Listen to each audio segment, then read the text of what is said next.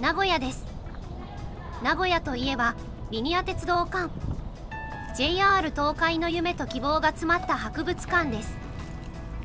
なのに JR 東海でここまで来ることはできないというわけのわからない場所に立地しています。名古屋駅から名古屋臨海高速鉄道青波線に乗ってわざわざやってきました。さあ入るぞ。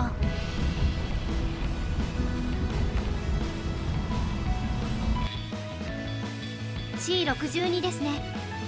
控えめに言って最高です。 300X という愛称でデカデカと描かれているのに、実は955型というのが正式名称です。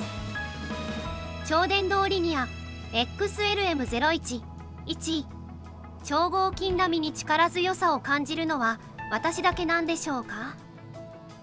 世界的にはマグレブといえば通じるらしい。山梨実験線で実際に走っている L0 系とはちょっと形が違う。2027年の開業予定には間に合わないみたいだけど、障害になっていた静岡県の川勝知事も辞めるみたいだし、早速工事を進めてほしいものです。扉が上に開くことに何かメリットあるんだろうか。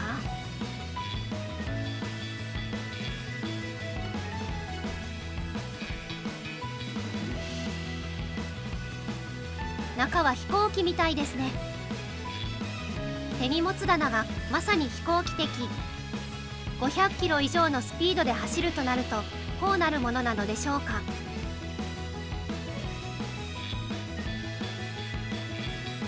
実現すれば東京名古屋間が40分、東京大阪間は67分で結ぶというリニア、乗ってみたいものです。当初5兆円台だった建設費が7兆円超になっていることには目をつむっておこう。ちなみに従来型新幹線を300キロ超で運転するプランなら東京名古屋間は79分、建設費は4兆円ちょっと。どうせ建設費は跳ね上がっただろうし、どうせ川勝知事は猛反対しただろうから、リニアにした JR 東海の判断は良かったのではないだろうか。時速443キロは鉄道車両の日本最高記録。実はリニア試験車両を製造していた三菱重工が商業用のリニア車両の製造からは撤退している。旅客機といいリニアといい、本当に最近の三菱はいけてない。一体どうしてしまったのでしょうか。さてさらに奥へやってきました。レトロからの新幹線ずらり。車両の選択がピーキーですね。さすが JR 東海。0系から700系まで並んでいる姿はなかなか圧巻です。2階建て新幹線100系、2階に乗ってみたかった。300系、マスクをつけたような姿がコロナ時代にもマッチしている気がしないでもない。700系、 JR 西日本ではまだ現役で走ってるドクターイエローもこの形。500系がないのが JR 東海らしいな。外に展示してあるのがやつだ。 N700 系の前になぜかここに展示されているケ90。もうちょっと展示する場所他にあったやろ。まったくなぜここなのか意味不明。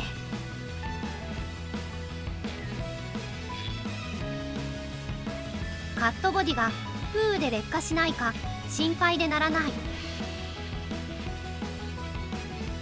もろに外です。さて N700 系、遺伝的アルゴリズムが生み出したエアロダブルウィング、高速性とトンネル引き圧波対策を最短形状で実現させたという優れもの。ちゃんと運転席後ろにも乗降ドアを設けました。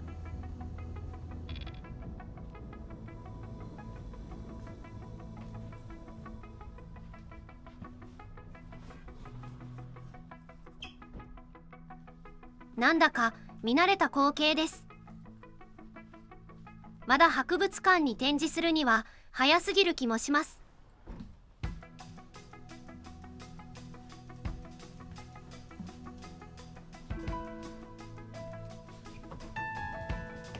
同じだ。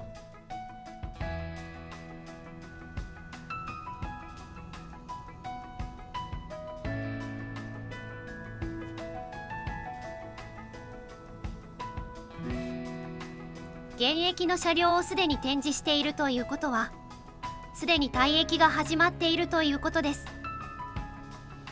酷使されてるんだなぁと感じます。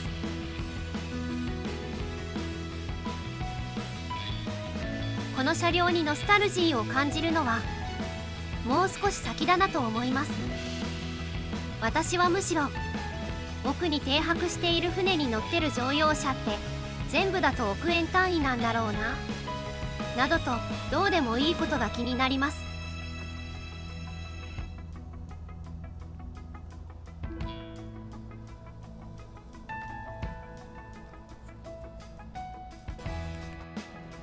中へ戻ってきました。みんな大好きドクターイエロー。黄色い救急車は見たことがない私でも黄色い新幹線は何度か見たことがあります。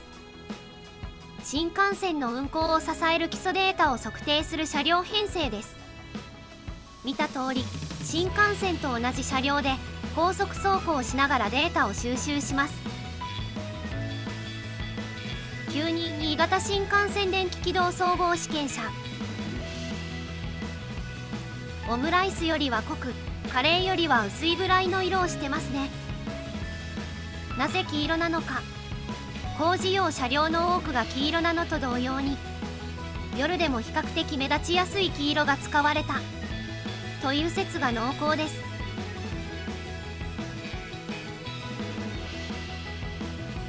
先頭の円盤まで黄色いな。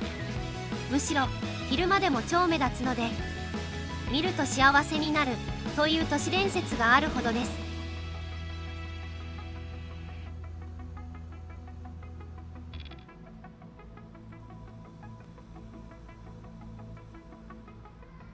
普通に椅子がありますね。もっと検査機器だらけのイメージなのですが、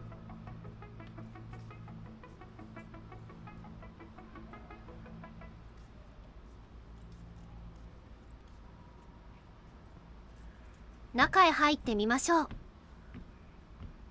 他の車両とデータのやり取りをするデータ線のジャックがずらっと並んでいます。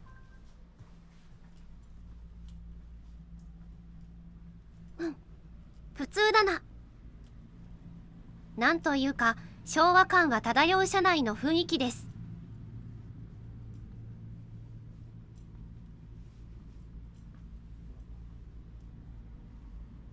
窓がなんか四角いですね。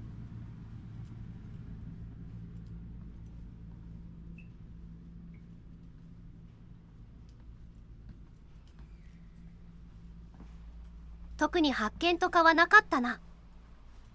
3年では一番奥に展示されている乗れない触れない車両の紹介をします。117系、165系、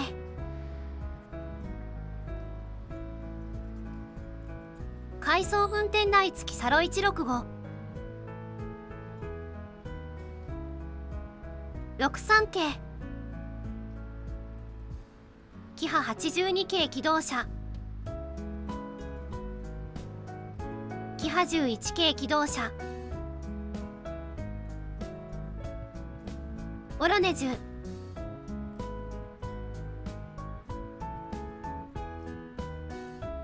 マイネ40、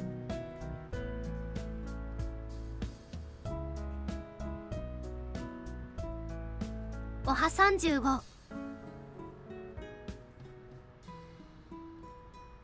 オヤ31、建築限界測定車、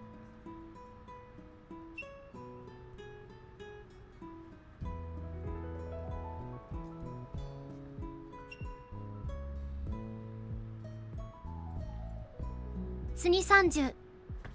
さて乗れるエリアに戻ってきました。3等車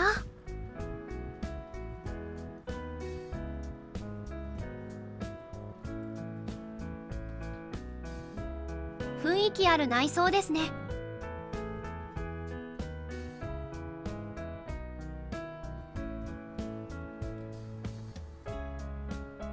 これは日本に現存する唯一の蒸気機動車、ホジ6000大型蒸気機動車です。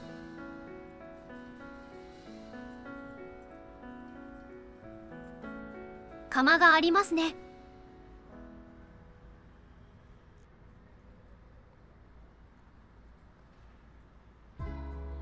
C57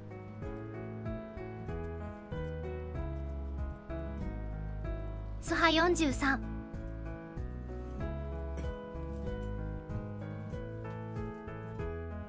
あんまりレトロ感はありませんね。 EF58 ステップがついています。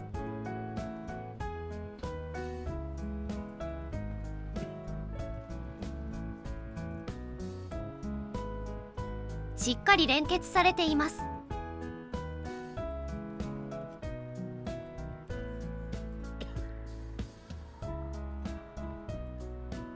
急車街道を行く。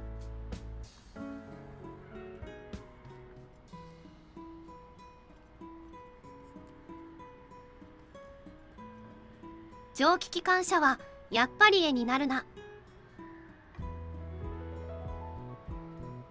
ED18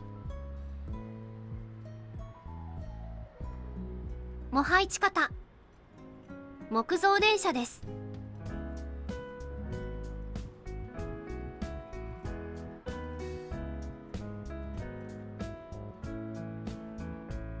レッカーという通称はここから来ているらしいです。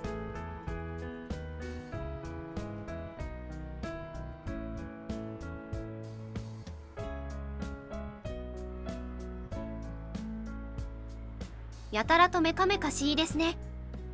好きだな。 ED11 大正時代の機関車です。 GE 製だ。発明家エジソンの起こした会社として知られています。飛行機用ジェットエンジンでも有名ですね。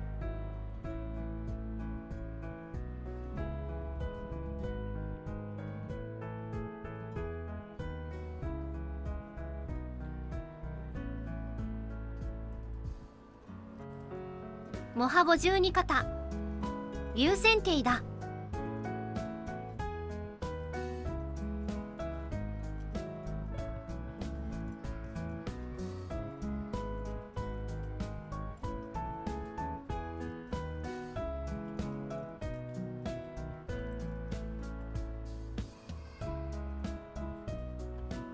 中へ。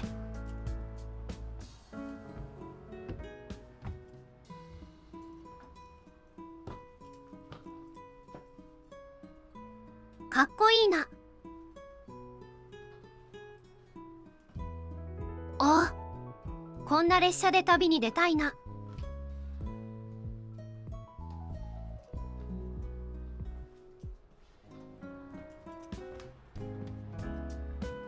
ノスタルジーを感じる。新幹線やリニアもいいけど、レトロな電車もいいものですね。クルーズトレインが人気なのもわかる気がします。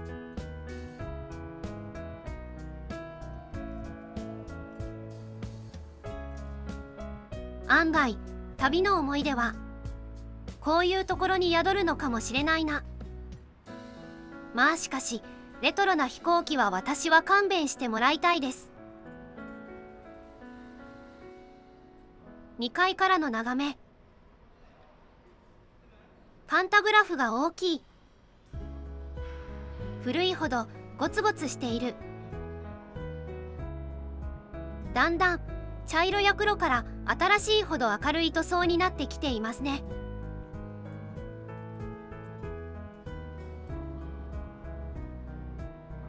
手前の黒さと奥の新幹線の白さが対比的。技術は進化しているけど2本のレールを走るという点は共通ですね。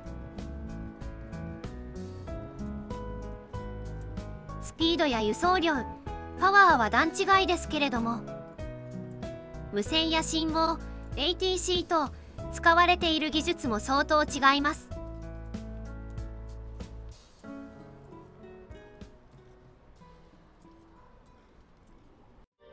そしてついにレールですらなくなった鉄道の未来像がこれ。運転士すらいらなくなった鉄道の最終進化系なのかもしれません。一人では動かすことすらできなかった SL から考えるととんでもない進化ですね。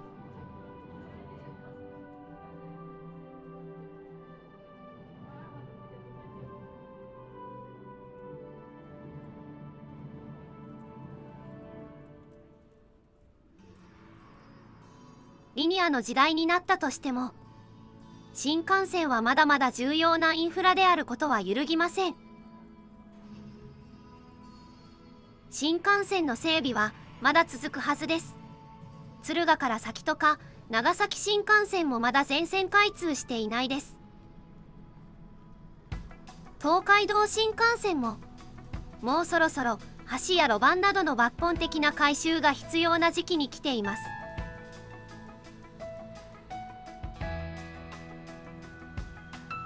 リニアが開通したら運休してメンテナンスするだろうと言われていますね。運賃が下がったり、今ではできない観光メインの列車を走らせることもできるようになるかもしれません。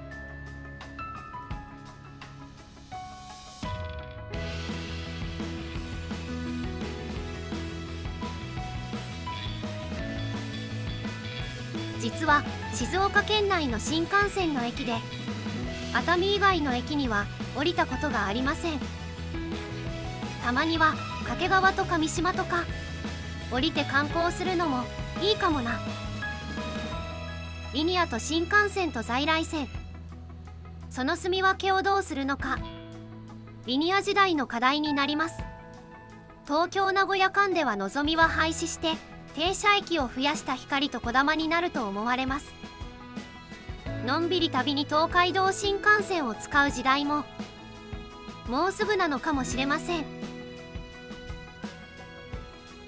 今回の映像はここで終わります。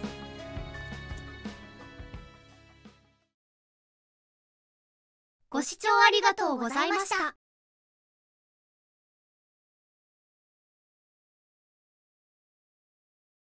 今回の動画は楽しんでもらえましたか？よかったらチャンネル登録してもらえると嬉しいです。励みになります。ぜひよろしくお願いいたします。お願いしますなのだ。